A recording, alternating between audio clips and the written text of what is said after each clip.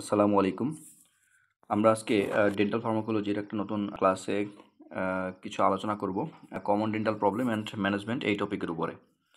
তো common dental problem and management আমাদের এটা একটা আইটেমের নাম। তো এই আইটেমটায় আমরা মূলত কী পড়ি? এখানে হচ্ছে আমাদের যে নরমালি আমাদের একটা ডেন্টিস্টের চেম্বারে আমরা যেসব পেশেন্ট হরহামেশাই ডিল করতে হয়, সেই পেশেন্টগুলোর যে কন্ডিশন সেগুলো নিয়েই মূলত এখানে আলোচনা করা হয়েছে। তো এখানে যে ম্যানেজমেন্টগুলো আমরা দেখব, এখানে হচ্ছে আমরা দুই ধরনের নর্মালি ম্যানেজমেন্ট দেখব। একটা হচ্ছে সার্জিক্যাল ম্যানেজমেন্ট, যে কিভাবে আমাদের ডিজিজ কন্ডিশনগুলো সার্জারির মাধ্যমে আমরা হচ্ছে রিমুভ করতে পারি। আরেকটা হচ্ছে নন সার্জিক্যাল ট্রিটমেন্ট, সেখানে হচ্ছে আমরা বিভিন্ন ধরনের অ্যান্টিবায়োটিক, অ্যানালজেসিক, এগুলো হচ্ছে আমরা কিভাবে প্রেসক্রাইব করতে হয় সেটা একটু জানবো। তো আমরা শুরু করি। আমাদের ফার্স্ট ডিজিজ কন্ডিশন যেটা, সেটা হচ্ছে ডেন্টাল হাইপার সেন্সিটিভিটি।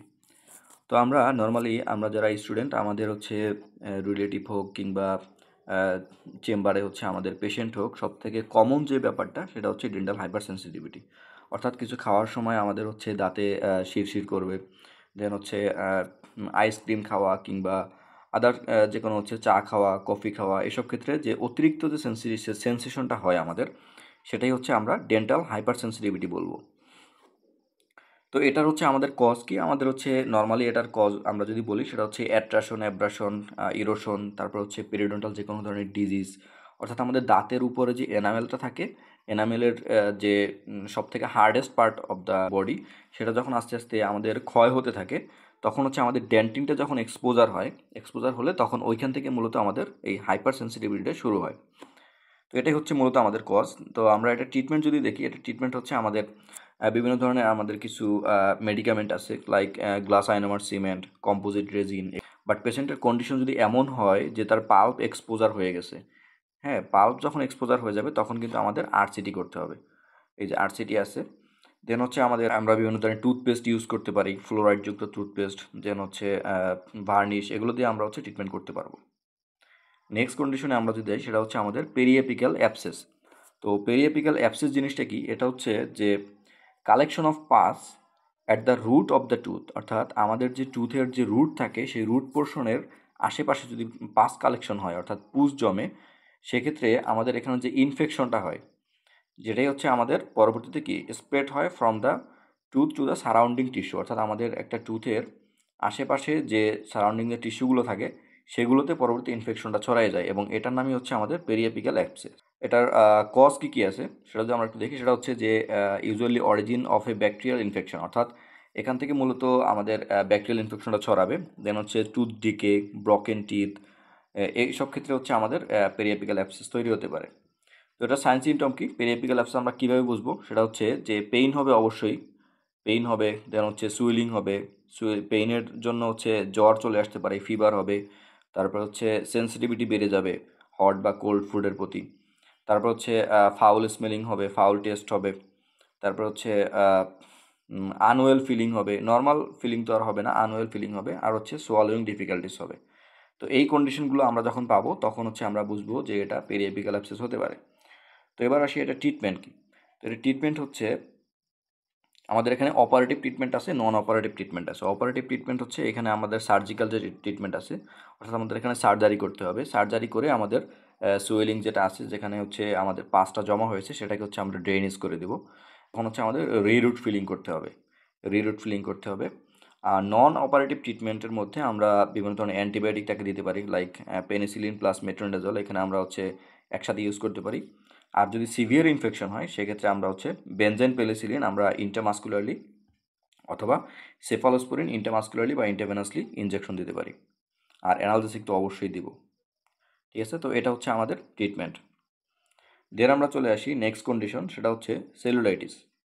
তো সেলুলাইটিস জিনিসটা কি আমি যদি একটু বলি, সেটা হচ্ছে আমাদের যে ফেসিয়াল কিছু স্পেস আছে, যেমন হচ্ছে আমাদের সাবম্যান্ডিবুলার স্পেস, সাবলিঙ্গুয়াল স্পেস, এই স্পেসগুলোতে যখন আমাদের ইনফেকশন হয়, ফেসিয়াল এই স্পেসগুলোতে যখন যে কোনো একটা স্পেসে আমার ইনফেকশন হবে, এবং সেখানে হচ্ছে সফট টিস্যুতে সেই ইনফেকশনটা স্প্রেড করবে, spread in the soft tissue, তখন আমরা এই কন্ডিশনটাকে বলবো হচ্ছে সেলুলাইটিস।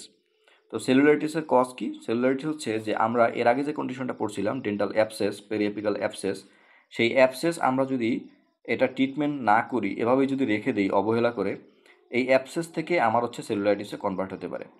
দেন সেলুলাইটিস থেকে আবার কত ভয়ঙ্কর একটা কন্ডিশন তৈরি হতে পারে আমরা একটু পরেই দেখব।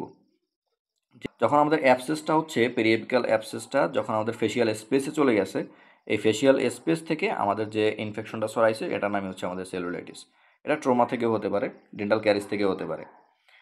তো এবার আমরা আসি এটা ট্রিটমেন্ট কি। ট্রিটমেন্ট হচ্ছে যে নন অপারেটিভ ট্রিটমেন্ট যেটা, সেটা হচ্ছে এখানে আমরা অ্যানালজেসিক দিব, অ্যান্টিবায়োটিক দিব, মোটামুটি সেমই। এখানে আমরা ব্যথার ওষুধ দিব আর হচ্ছে অ্যান্টিবায়োটিক দিব। এখানে সেফট্রাএক্সন, এটা ইন্টাভাস্কুলারলি দিব।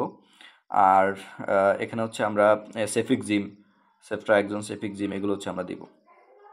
দেন হচ্ছে যদি ব্যাকটেরয়েডস স্পেকট্রাম দিয়ে আমাদের ব্যাকটেরয়েডস আমরা জানি এটা হচ্ছে মেট্রোনিডাজল, এখানে হচ্ছে ড্রাগ অফ চয়েস। ব্যাকটেরয়েডসের ক্ষেত্রে আমরা যেখানেই ব্যাকটেরয়েডসের ইনফেকশন পড়বো সেখানেই আমরা মেট্রোনিডাজল সাজেস্ট করব। এবার আমরা চলে আসি পরবর্তী কন্ডিশন, সেটা হচ্ছে লাডউইক অ্যাঞ্জাইনা। আমি একটু আগে বলছিলাম যে আমরা যদি সেলুলাইটিসকে প্রিভেন্ট না করি, কোনো ট্রিটমেন্ট না করি কিংবা ভালোভাবে ট্রিটমেন্ট না হয়, সেই ক্ষেত্রে যে কমপ্লিকেশনটা দাঁড়াইতে পারে সেটাই হচ্ছে আমার এই লাডউইক অ্যাঞ্জাইনা। তো লাডউইক অ্যাঞ্জাইনা জিনিসটা কি আমি যদি একটু বলি, এটা অনেক ভয়ঙ্কর একটা কন্ডিশন। সেটা হচ্ছে যে সেলুলাইটিস যখন একটা স্পেসে হয় এবং ওই স্পেস থেকে ইনফেকশনটা হয় এটাকে আমরা বলতেছি সেলুলাইটিস। বাট ফেসিয়াল প্রত্যেকটা স্পেস যখন আমাদের ইনফেক্টেড হবে, সাবম্যান্ডিবুলার, সাবলিঙ্গুয়াল, প্রত্যেকটা স্পেস যখন আমাদের ইনফেক্টেড হবে এবং আমাদের রেসপিরেটরি সাপ্রেশন হবে, অর্থাৎ পেশেন্ট যখন শ্বাস প্রশ্বাস নিতে পারবে না, এই কন্ডিশনটাকে আমরা বলতেছি লাডউইক অ্যাঞ্জাইনা। মানে কত একটা লাইফ থ্রেটেনিং কন্ডিশন, তাই না? এটা হচ্ছে আমাদের একটা মেডিকেল এমার্জেন্সিস। তো এই মেডিকেল এমার্জেন্সিস যখন অ্যারাইজ করতেছে সেই ক্ষেত্রে আমাদের ট্রিটমেন্টকে এটা আমাদের অবশ্যই জানা দরকার, রাইট? সেক্ষেত্রে ট্রিটমেন্ট হচ্ছে এখানে ফার্স্ট অফ অল আমাদের অপারেটিভ একটা ট্রিটমেন্ট নিতে হবে, সেটা হচ্ছে ট্রাকিওস্টমি। অর্থাৎ আমাদের ইমিডিয়েট হসপিটালাইজেশন আমরা তাকে করবো। দেন হচ্ছে আমাদের যে ট্রাকিয়া আছে এই ট্রাকিয়ায় আমরা হচ্ছে তার একটা টিউব লাগাবো। টিউব লাগিয়ে এখান থেকে একটা ভেন্টিলেশন করে দেবো যাতে সে শ্বাস প্রশ্বাসটা অ্যাটলিস্ট ওই সময় নিতে পারে, আর নয়তো পেশেন্ট মারা যাবে। তো এইটা হচ্ছে সবার আগে করতে হবে। দেন হচ্ছে তাকে নন অপারেটিভ ট্রিটমেন্ট আছে, এখানে মেট্রোনিডাজল, সেফট্রাএক্সন এগুলো আমরা দিব। তো আমরা এখানে আজকে অল্প একটু সময়ের মধ্যে বেশ অনেকগুলো কন্ডিশন নিয়ে আলোচনা করলাম। আশা করি সবার কাছে ব্যাপারটা ক্লিয়ার হয়েছে। তো এরকম আমরা পুরো কমন ডেন্টাল প্রবলেমটাকে ছোট ছোট কিছু ভিডিওর মধ্যে নিয়ে আসবো ইনশাল্লাহ। সাথেই সবাই থাকবেন ইনশাল্লাহ। সবাইকে ধন্যবাদ। আসসালামু আলাইকুম।